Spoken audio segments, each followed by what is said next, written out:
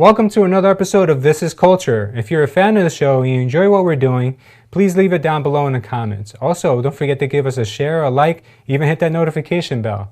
And now in this week's show, you're just gonna booty pop one time and just go one. We just hit our first milestone on Instagram. We were once in the designation of plus 100 posts, and we have now graduated to plus 500. It was really, that was one of the worst parts of my life, realizing that I was letting go of the thing that I fought so hard to get to.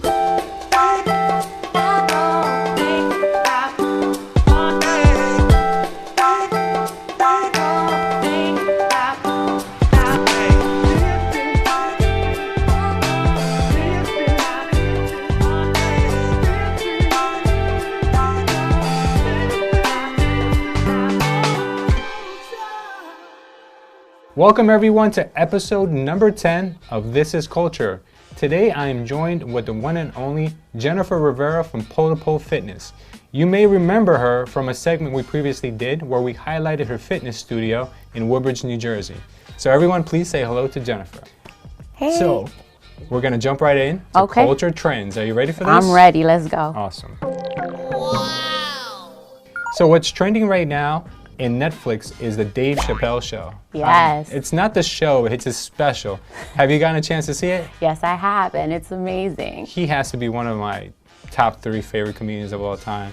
He's just so out there. He doesn't care who he offends, or he doesn't care about what people may say. No, I can't stop yelling, because that's how I talk. And I just love his style of comedy. How did you feel about it? Well, it was actually the first time I've ever seen him do stand-up, and I cringed for a lot of things that he spoke about, but mostly I was just like, I think he was saying a lot of things that people feel deep inside, but don't have the courage nor the platform to say it. Sure. So I'm not saying I agree with everything, but it was funny. Yeah, I think my favorite part about watching Dave on stage is that he laughs at his own jokes. Yeah. Like he'll take a moment just to crack up because it's so funny. Like he has everyone rolling and he's rolling. It's just really good style. Yeah. Now, so moving right along, we have a new hashtag that people have been using. I know. Okay, so the hashtag goes like this. We don't have flying cars, but we have. Right. Right, so fill in the blank. What is it that you're happy that we have, but we don't have flying cars? I'm glad we have GPS. GPS. I don't know how I would do it without GPS, especially living in New Jersey. In New York, most of our streets are by numbers, so it's simple, but in New Jersey, it's difficult. So I don't know what I would do without GPS, but there are some things that I'm like, okay, we're getting a little too spoiled. Is there anything that you're kind of mad about that we have? Well, Bed Bath & Beyond has a bunch of gadgets. Maybe Bed Bath & Beyond, I don't know. I don't know if we'll have enough time. Where I'm like, oh my God, do we really need this? Yeah. One is a brush to wash your hair. So basically, instead of using your hands, you use like this little brush. And with me, I have curly hair, so that does not help me. All that does is create knots. So when I see that, I'm just like, come on. And I'm sure people are buying it. I'm sure they're buying all that stuff. One thing that I wish we didn't have was spell check, because I can't spell anymore. Yep, that is true. I'm dependent so much on my spell check that when I don't use it, I am literally illiterate, and I'm like, sad. Being made fun of all the time. I'm like, I know I can't spell it. I've already owned it. I've owned up to it. But one thing I am really glad that we do have is the internet. I think the internet has brought education to every corner of this world, and now that internet is available in more and more countries and more remote locations, I feel like within 10, 20 years time, we're gonna see a big spike in just everything, productivity, education, even poverty levels will start to shrink. So that's one thing I'm glad about. Next, we're gonna talk about, we're coming into October, and scary movie season is here. So can you tell us what your favorite scary movie is? My favorite scary movie of all time would have to be Nightmare on Elm Street with Freddy Krueger. I've been watching that since I was like 5. Yeah. Which that I don't think I would let my child watch, but it's my favorite. It's a classic, and I know it's cheesy, but they don't make scary movies like that anymore. I love all the Freddy movies. I watched them all as a kid. And watching them now as an adult, I'm like, I was scared of that. It's not as scary. Now it's more fun. It's still scary to me, though. To me now it's more funny because the acting wasn't that great.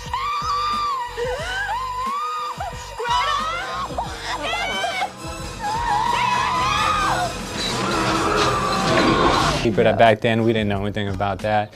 One movie that I'll tell you that I watched and I will never watch again are the Exorcist movies. Okay. And it just freaked me out because I remember one night watching that movie with my brother. He falls asleep, I'm still watching, and I swear to you, I heard someone call my name and everyone in the house was asleep. I swear, I couldn't even sleep that night, I was so scared. So that brings us to our question of the day. What is your favorite scary movie? Leave it down below in our comments. Now moving right along, we're gonna talk about #goals.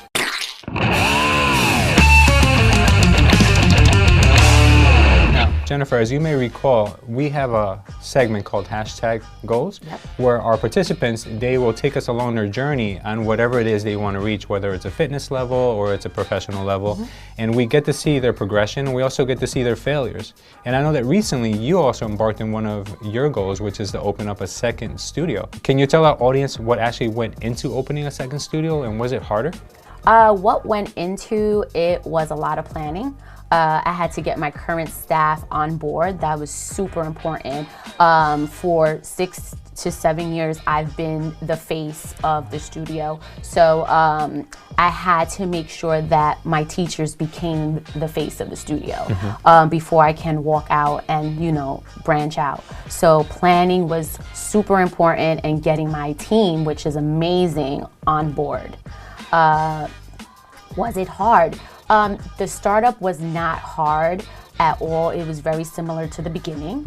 The only difference was I was going home to New York City, where I never, you know, worked with New Yorkers in a sense. I am a New Yorker, but I didn't open pole to pole first thing in New York. So that was the hard part, understanding the culture, which I do now. I mean, obviously I understand. But, you know, working and doing pole fitness, you know, I just didn't know what I was going to deal with. Wow. But it's been amazing, and the people have been very, very welcoming. Very receptive. Well, your story is amazing. So now let's check in on our participants and see how they're doing on their journey. Awesome. Welcome everybody to another segment of #goals. Mike here, and I'm proud to say we are advancing very nicely. As far as the #culture goal movement, we just hit our first milestone on Instagram. We were once in the designation of +100 posts, and we've now graduated to +500. We couldn't do it without everybody involved, so thank you to everybody who's been posting. Someone new who's been posting is very special to me, and I'd like to give them a shout out. My wife, Carly. Her handle is @JLew, and she's pursuing a bunch of goals in the makeup field. Please give her a follow. With that being said, don't forget to follow all of our participants. Their handles will be located right here. Give them a like, a little comment, some words of encouragement. They're all doing great. Let's hear what they have to say. Hey guys, what's going on? It's Dan and Caitlin. So there's a couple new updates to the business. You know, I've started working 2 jobs in separate cafes, and I'm really trying to get as much information as I can and learn, you know, the day-to-day operations and how we can take those strategies and apply them to our business. And we also have bought tickets to a coffee expo, which we intend to learn quite a bit about some coffee roasters and distributors. We'll keep you guys updated with, you know, the next steps, and thanks for tuning in.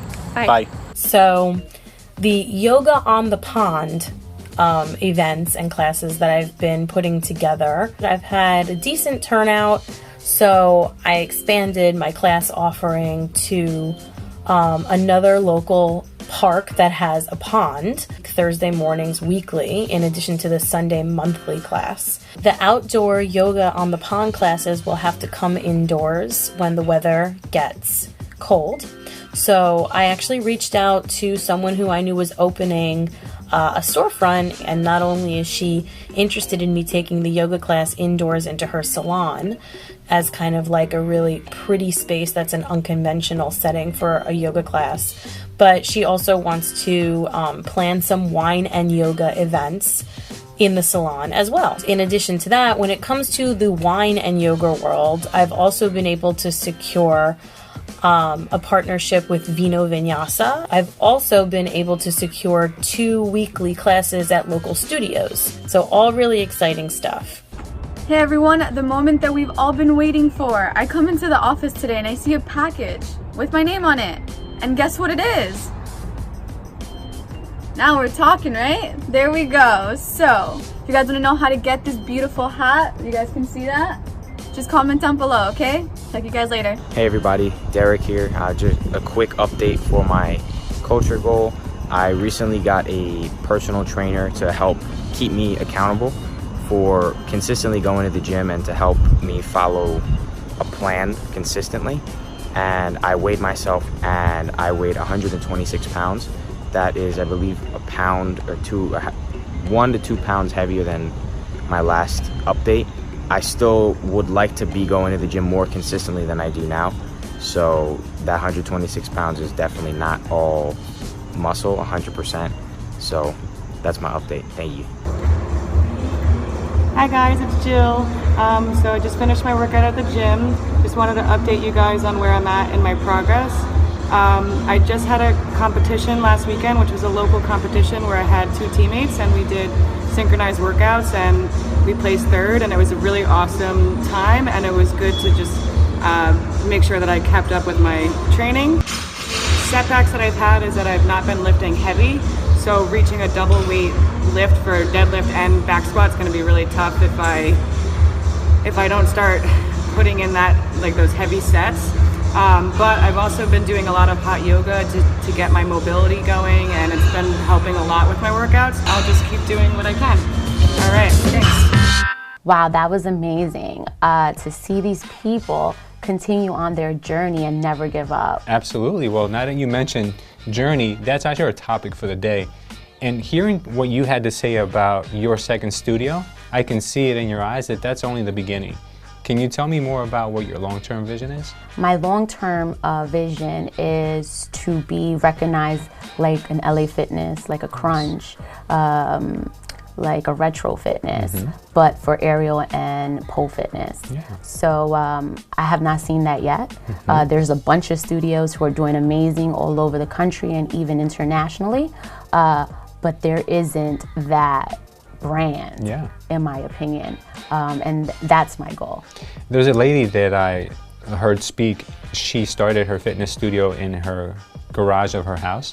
She had so many women coming in her house, her neighbors thought she had a brothel. It was crazy. But now Sounds like pull the pole. Exactly, but now she has 700 franchise locations across the country, and that lady is the owner of Orange Theory Fitness. But she started not even like 10, Orange. Yeah, and they're popular, very popular. Very popular. Can you tell me what actually goes on in one of these classes? A lot. A lot of booty shaking. No, I'm joking. A lot of mental, a lot of physical. I can't explain it. You need to take it and do it and try it. Is that a challenge? Yes. Okay, let's do it. I'm always up for a challenge. Are you really down? Absolutely. And I think our audience asked to see me do some pole dancing, so I think we owe it to them. Okay, let's do it. Let's go. Well, Lou, I'm so happy. Yeah? I'm actually nervous. Why are you nervous? I have no idea what to expect. You got this. You got this. All right. Okay, you're gonna be Magic Mike right now, okay? I'm just joking. Magic Lou. All right, Magic Lou. Okay, so what we're gonna do is get on our tippy toes, and I'm gonna teach you just how to walk around the pole. So hands are high like this, and we're gonna just simply walk around the pole, drag your toes, bend your knees. Men pole dance too, they don't get this feminine, but I wanna give you the feminine version of pole dancing. So grab the pole with your left hand and then go in the opposite direction. Good job. Perfect. Looking. Real men pole dance. Yeah, real men pole dance. And then face your pole head on like this, and we're gonna go in some body waves. These are great to build body awareness, especially for new people who are just feeling very strange in a pole class. You're gonna go head, chest, belly, pull away, suck it in, come into a, woo. Okay, good. And booty back, head, chest, belly, and middle seat, good. One more time, send the booty back, head, chest, belly, good, and come all the way down. Okay, we're gonna give you a special booty pop. You're just gonna booty pop one time and just go 1. Okay, I'm trying. Yes, good. And stack the hands up and come up again. Good. So now what I'm gonna do is have you learn how to do a basic spin. I'm gonna show it to you first and then break it down.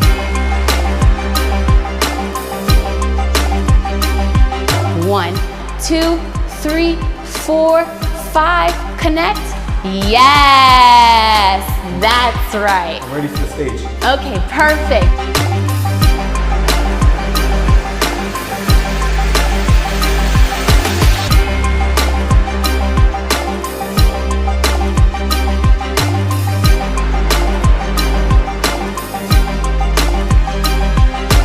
Thank you. You're welcome. So much fun. Thank you. A lot harder than it looks. I know. I'm so happy your viewers got to see it. Absolutely. So thank you everyone for watching, and thank you for getting me out here to do this. It was so much fun.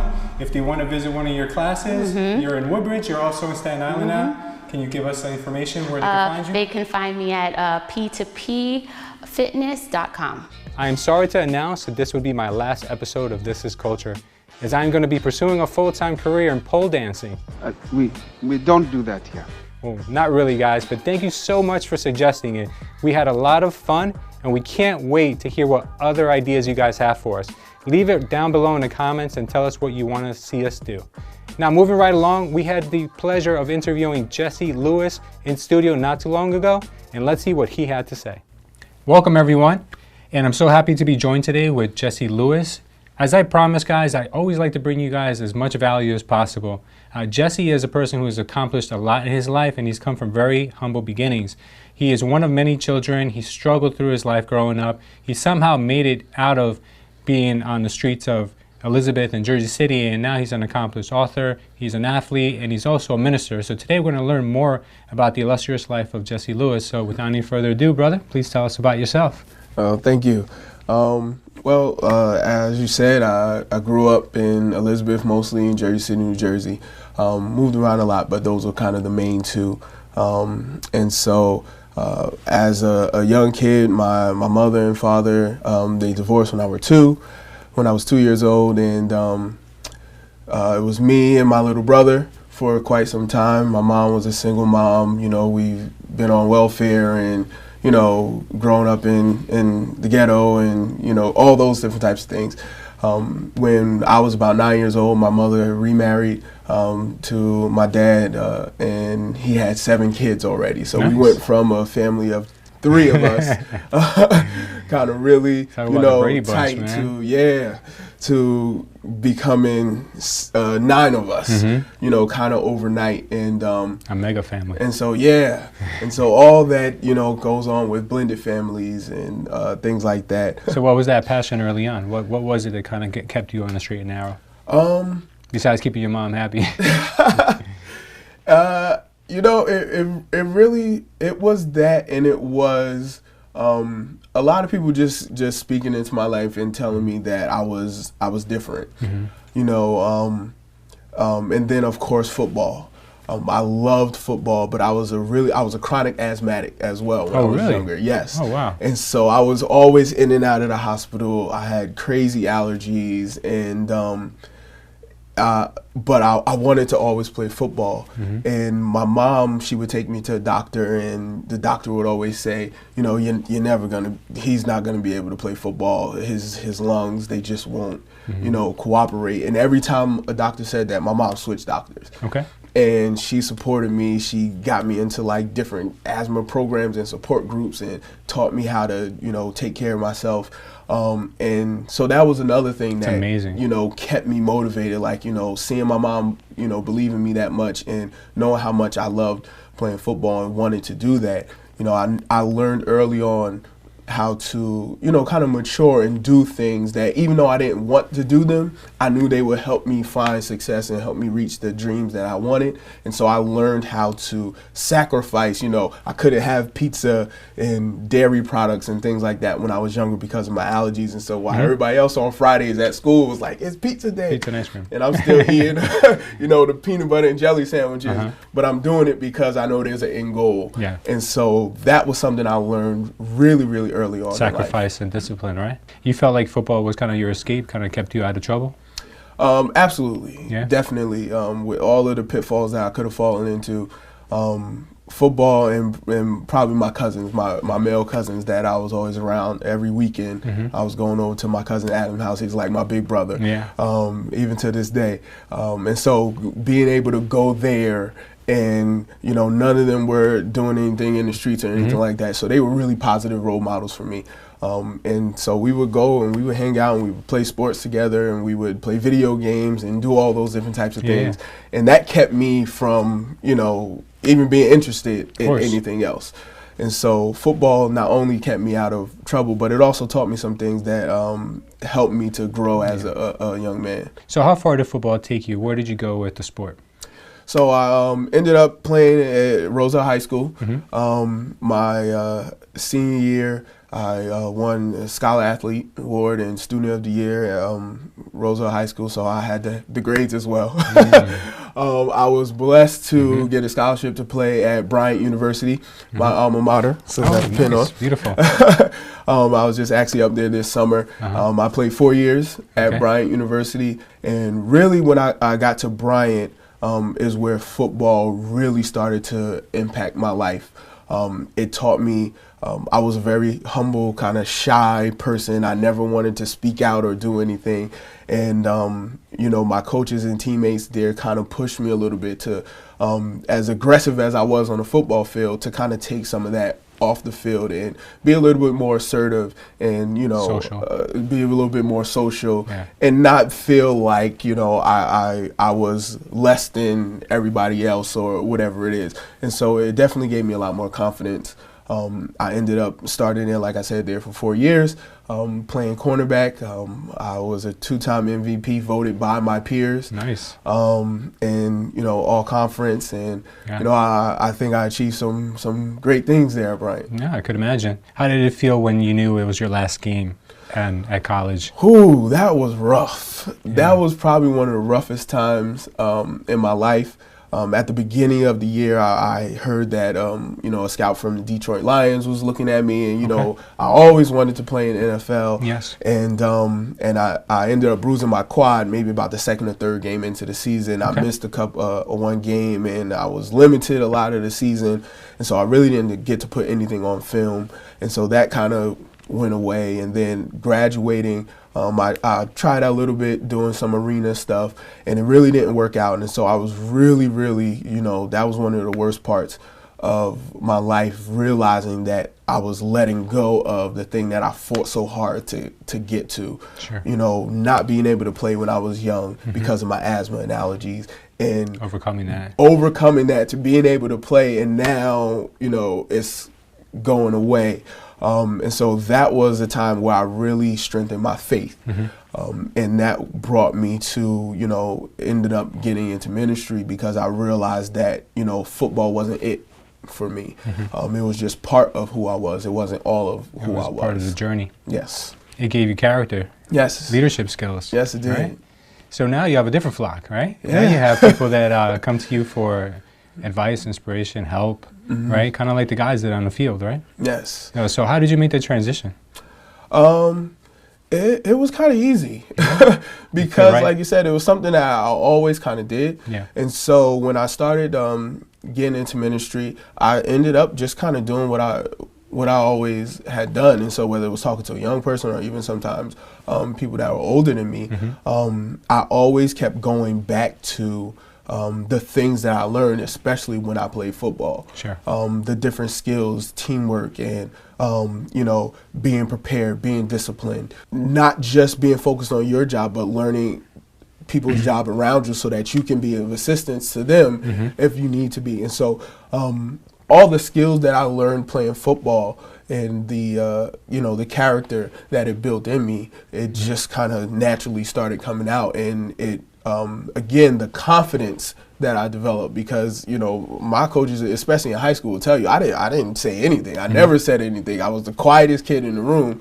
But after playing for so long and being looked at as a leader and being chosen as a captain and having to speak up and you know, assert myself a lot more, it helped me to make the transition into becoming a minister or inspirational speaker and being able to stand up in front of groups of people and just speak. And then how were you introduced to the self-improvement side of things? I was actually teaching at Pride Academy in East Orange, New Jersey. And at Pride Academy, we had these things called morning assemblies. And so morning assembly was basically like 15-minute period where different teachers would get up and kind of get the students motivated for the day. And it was my turn to come up, and I just, as I usually do, I'm like, I don't want to do what everybody else does. I want, you know, try to make it my own. And so I did one presentation I don't even remember what it was. But after the presentation, a lot of the students were like, oh man, that was great. That was awesome. And then even some of the staff members was like, oh man, that was really, really good. I'm pumped. And so I didn't think anything of it. And, you know, my turn came around again in another couple of months. And so I did another presentation and kind of the same feedback. And so after maybe about 3 or 4 times of, you know, getting that feedback, I started thinking like, maybe this is something, you know, something more to this is something I can do. And so I eventually, you know, started doing them a little bit more frequently and started making them a little bit more formal and putting together like actual presentations. And everybody loved them. And so from there, I put together kind of like a series of presentations and put together a brochure and yeah, jumped right in. People know that you know how to speak and you're getting riled up.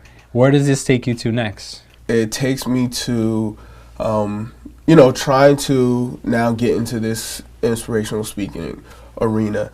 And in that, I learned and going to some trainings and different things like that, that you got to have something for people to take with them. Because your voice in that moment when you're speaking to them is one thing, but when they're able to take something with them, that's, you know, that's more impactful when they can take something with them. So I started thinking about, okay, what am I going to put together? And the book. So tell me about the book. So the book is Plant, Point, Accelerate, A Cornerback's Guide to Playing Field of Life. And it Love the title. Thank you. I can't take credit for it. I kind of got it from one of my coaches, and I talk about that in the book. But I kept getting into these conversations with people, and they kept wanting to know a little bit more about how I became who I am. Because learning some of the stories and some of the things from my past, they were like, you know, you really, you know, beat the odds. Sure. You know, whether it's where you came from, whether it's having asthma, all those different types of things. And so initially my response is, you know, nothing but the grace of God. Of course. And then after I kept getting into the conversations, I stepped back and said, okay, there's something more than that. Mm-hmm. Of course that's there. But there's something more than that. What are the actual skills and things that I use to be able to be successful? And as I started writing them down, I saw that they really closely correlated to a lot of the skills that I learned playing the cornerback position, playing football. And so I started to put these things together, and I said, you know, it would be really great if I wrote a book about how I take these specific skills that you may learn on the field, and how do they correlate and how do I apply them in life. And so that's what the book is all about. It's about a bunch of different skills that I learned playing football and how I take those and, you know, metaphorically apply them to my life. You're a writer, so where can people find out more about your other side of your life, like the businessman side? Okay, they can go to www.just1jlew.com. That's JUST, the number 1, JLEW.com, and there is all the information about the book, how you can book me for speaking engagements and some of the other presentations and things that I do. That's awesome, brother. Beautiful, man. How about social media? I know you've got some hashtags, some going on. What do you got? You can follow me at Just1JLew. Again, that's JUST, the number 1, JLEW, Instagram, awesome. You know, everywhere, Facebook, right? all that kind of stuff. Good, brother. Well, I got a lot out of this meeting. I really needed it, brother. Thank you so much. I think you've impacted me just with what you've said. I know there's a lot of things out there that can, on a daily basis, they can kind of get you off path. But it's important to kind of, you know, get right back in line and accelerate, like you said, because if you're not firmly planted, you'll be knocked on your ass, right? That's awesome, bro. I love the message. I can't wait to get a copy of the book. And thank you so much for being on our show today. Thank you, brother. Wow, another amazing show. If you guys enjoyed it, please don't forget to give us a comment, a like, a share, even hit that notification bell. Thanks again for watching. See you later.